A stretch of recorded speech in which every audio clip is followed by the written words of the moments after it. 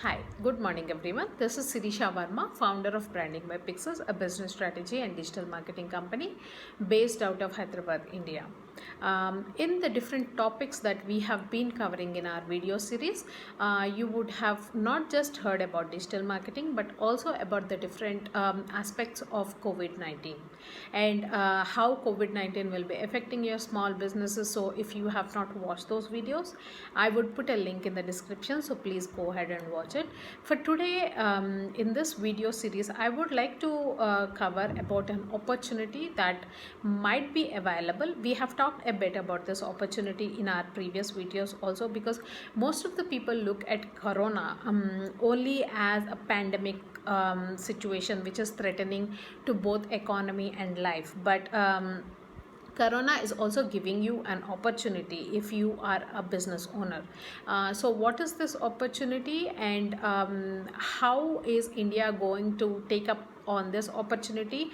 Because most of the economies that have become developed economies only happen through a recession period. So many people might say that recession is when many companies will be shut down for good, or there will be so many job losses, there will be economic losses.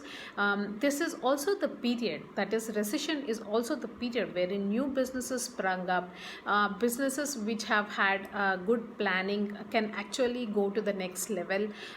There are new trades which come up during recession. So we will talk a bit about if we have opportunity in India, because we are at a very good situation right now. We are very well placed in the geographic economy. So we will talk about if we have any such opportunities. So during April last week, towards May first week also, there has been a news that has been going around, which talks about our companies going to come to India. This has happened because of a different situation. So one was the trade deficit that has been happening in US, and this is partially because of its relationship with China. Apart from that, there has also because Donald Trump, who is the president of US, has been talking about how China is impacting US's economy, and why it is important that companies which have had their manufacturing bases in China move to some other countries. They're also talking about manufacturing in-house in US, not just importing directly from China. So we will be looking about we will be talking about where the story started and where it will end. So in between, towards the end, probably you will understand if there are opportunities for you, and if there are opportunities, how do we make sure that we we make the most of those opportunities. So let's get started. So the first question is, are companies actually coming to India? So if you look at the May 7th edition of Economic Times or Bloomberg, there has been talk that there are at least 1,000 companies that the government has approached, that is Indian government has approached, to move their base from China to India, because many other countries, not just US, even Japan is looking at giving a package of $2.2 billion to ensure that companies shift their bases from China to some other countries. Why has this happened? As most of the health related concerns which are affecting the world in a big way, for example, COVID is one of those situations, right? So before that there was SARS situation. Most of this actually originate from China. We don't know why that is the case, but it seems to be the case. And because China, generally people travel from China across the world, because many of the manufacturing bases of different countries, companies are there in China. Most of the economy is coming to a lockdown or a standstill, or there are so many companies which have had to shut shop, because manufacturing bases had to close in China because of all these health concerns. So now that pandemic, corona is a big thing, countries are actually looking at different solutions to this problem, because this problem seems to be emerging every now and then. So this has been a constant in their lives. So let us first understand why there is a US China dispute. So is it just a propaganda mechanism for Donald Trump to win the election in 2020? Because this has happened, that is the coronavirus has happened in 2020 during his re-election year. Is it just a propaganda mechanism, or is there any truth to what is happening between US and China? So let us first look at what has happened in US because of this pandemic. 60,000 people died in US, and apart from that, there are 30 million jobs that are lost in US due to corona. So let us look at what has been happening between US and China. So as you know, US and China both have been thick as thieves. So actually US is the country which has made sure that China actually enters into WTO, whereas previously, before 2001, China was not a WTO member. But there has been some rift between US and China because of three different factors. One is the growing trade deficit that is happening in US. Second is the theft of IPR by China companies, and then forceful American technology transfer to China companies. So these are the three major factors why there is a rift between US and China. So let us look at some figures here as well. If you look at the export and import, because that is what a trade deficit actually refers to, right? So whenever we talk about trade, if you actually break it up, it's very simple, right? It's an export, it's an import. So it is demand, it is supply.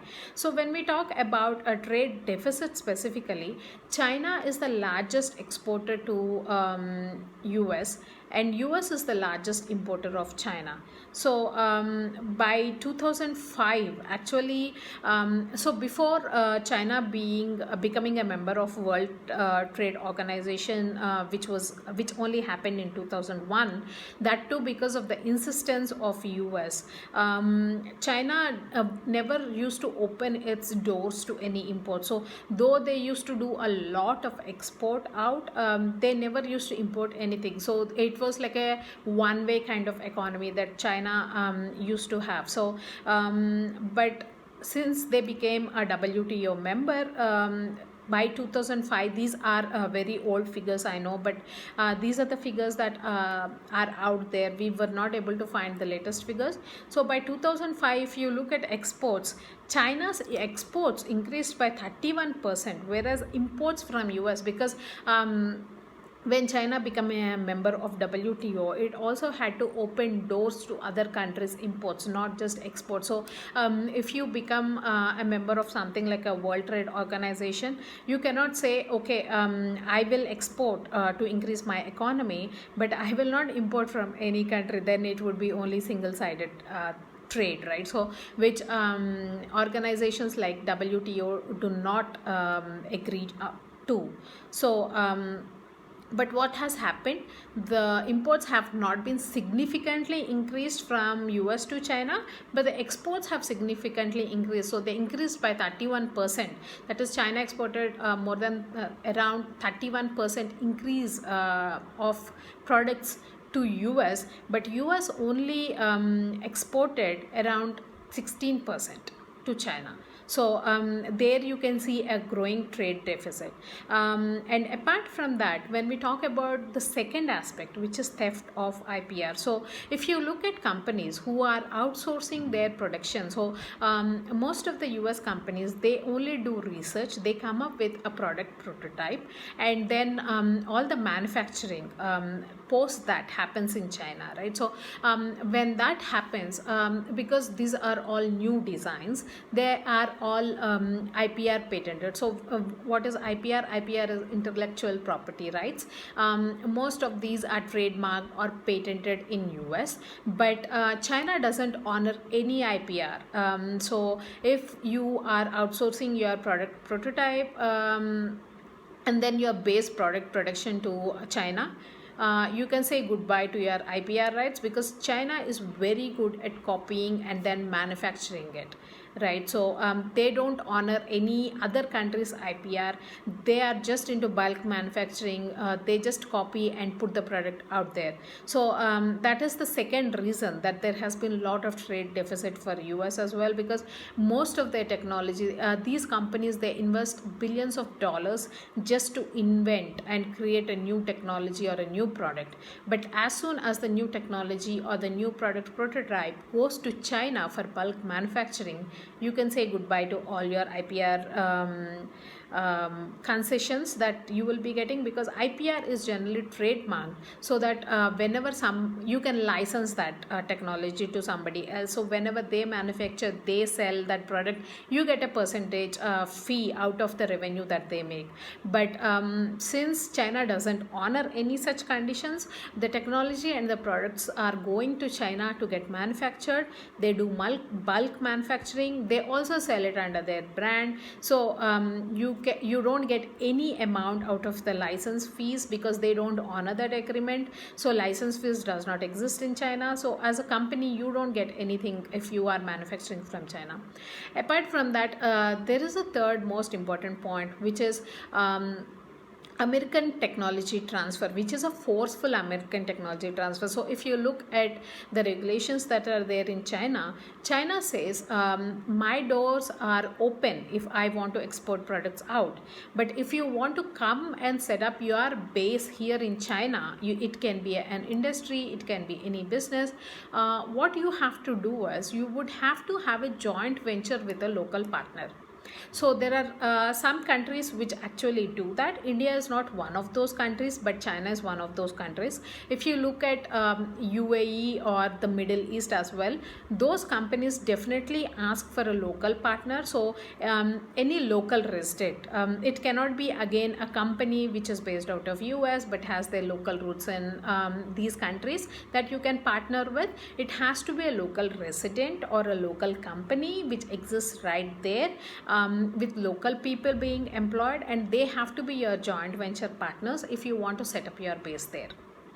So what is happening because of this is, like I said, there are companies in US who have invested billions of dollars to come up with a new technology. It could be product, it could be technology, and they invest all these dollars to come up with a new way of doing things or new technologies. But then if they want to base their operations in China, they have to do a joint venture with a local partner.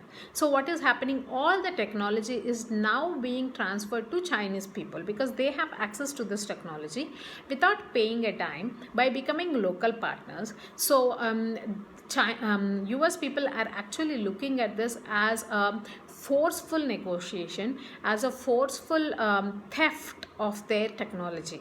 Because if you look at US, most of the inventions happen there only, right? So countries like China or India, we are mostly so India at least is mostly into services. If you look at China, they are mostly into manufacturing, but they don't have any original products coming out of China. They only are into bulk manufacturing. So because of all these points, US is losing a lot of billions of dollars in trade, whereas China is making a lot of money. And that is where actually China is also trying to enter into different countries. So from all the millions of dollars, billions of dollars that they are making out of these countries, what they are trying to do is they are trying to buy up businesses.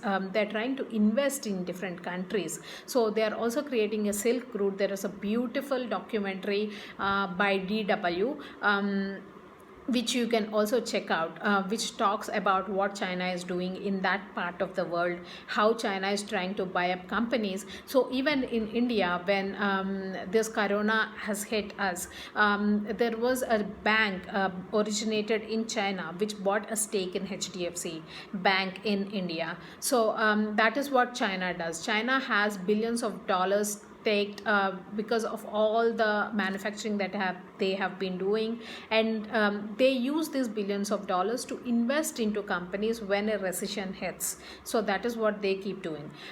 So that is the reason actually President Donald Trump is talking about why trade restrictions have to be put on China, penalties have to be ensured on China. And this is not election gimmick that he is currently doing. That has been his stand since 1980. So Donald Trump has been trying to become to become an active member in the Parliament of US. So he has been working towards this campaign since 1980, and since 1980 he has been advocating this as a presidential campaign plank. So this is not something new that he is doing just because pandemic has hit.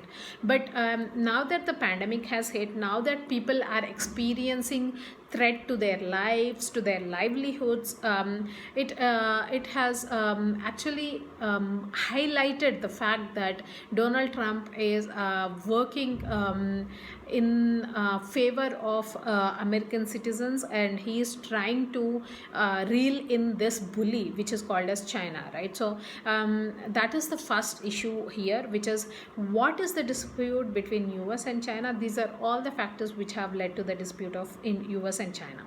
Now coming back to the core question, are companies coming to India? Are these manufacturing companies? What sort of companies are these? So like I said, since April last week and May first week, our government has been approaching companies in US to and these companies are specifically looking at removing their base out of China and to go to other countries. So there have been some contenders. India is not the biggest contender out there.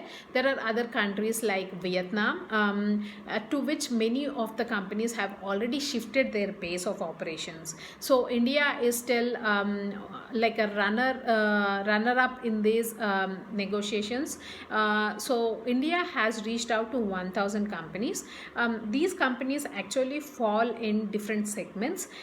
Some of them are medical equipment suppliers, food processing units, textiles, leather processing units, auto part makers. Apart from this, there are some other 550 products. So this is the list that we could get. The other 550 products, we don't have a list yet, but these generally would be manufacturing kind of segments which will employ lots and lots of people.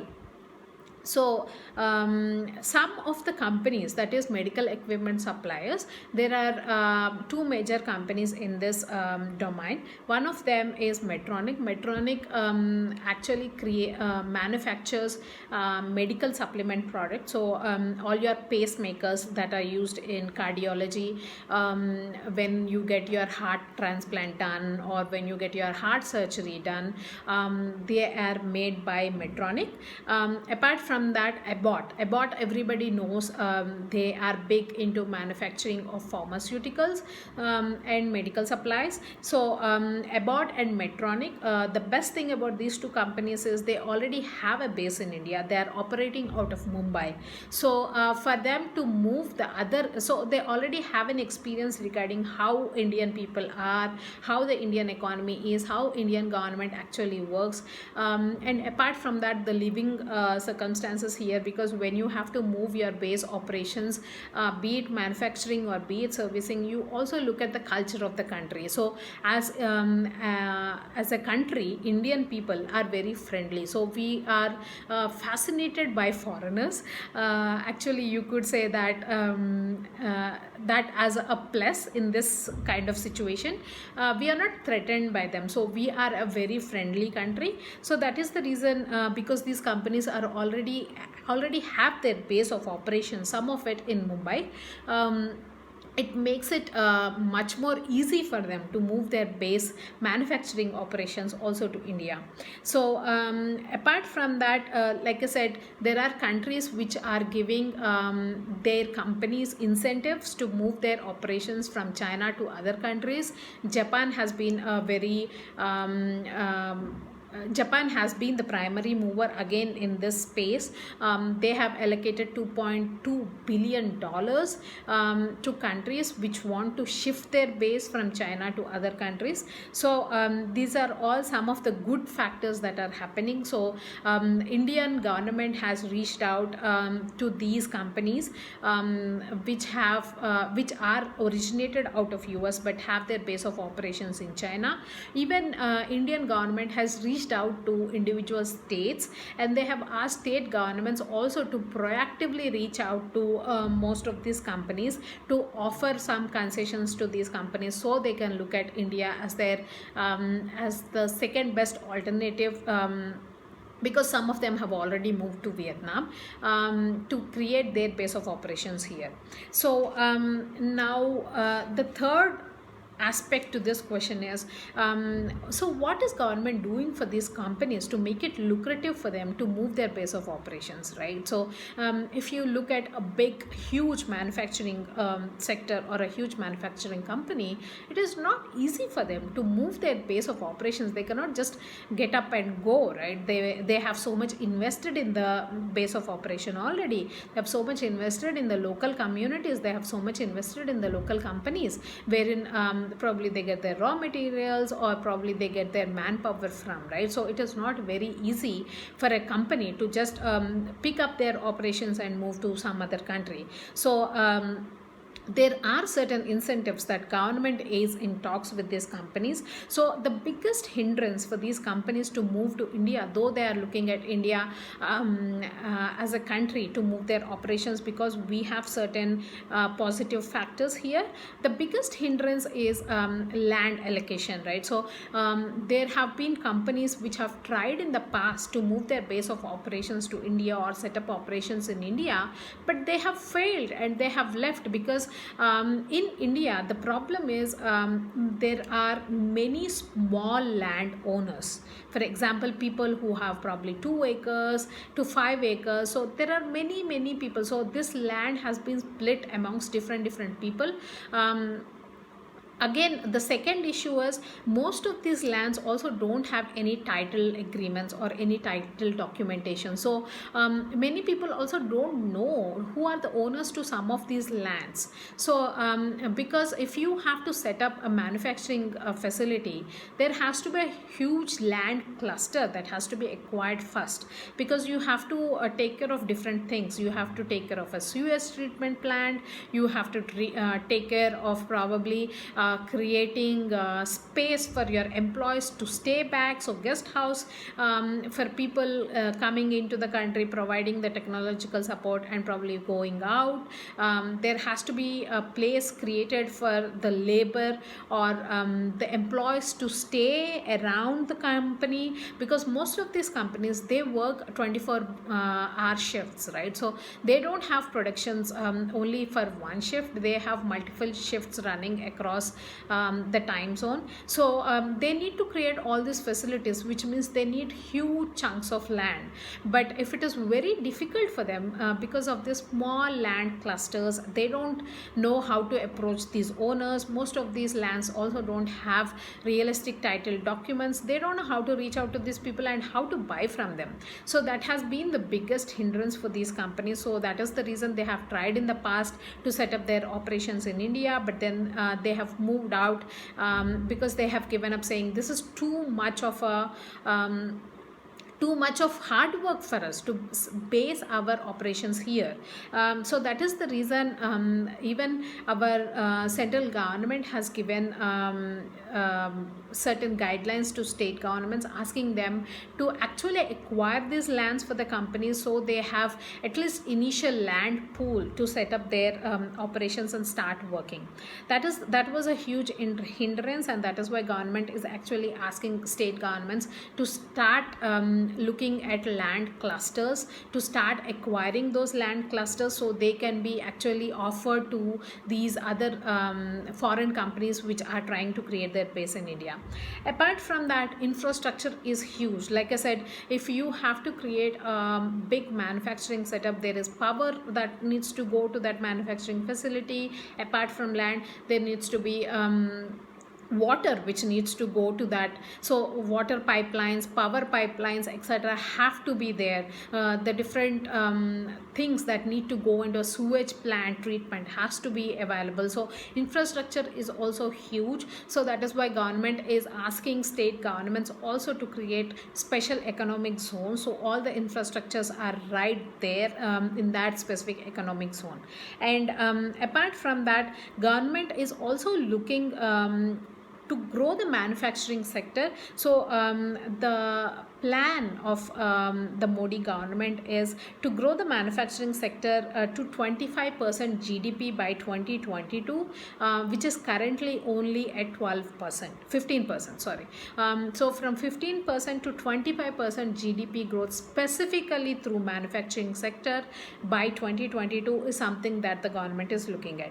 Now, what are the other things that the government is offering these companies to make it easy, seamless process for these manufacturing companies to set up their base in India?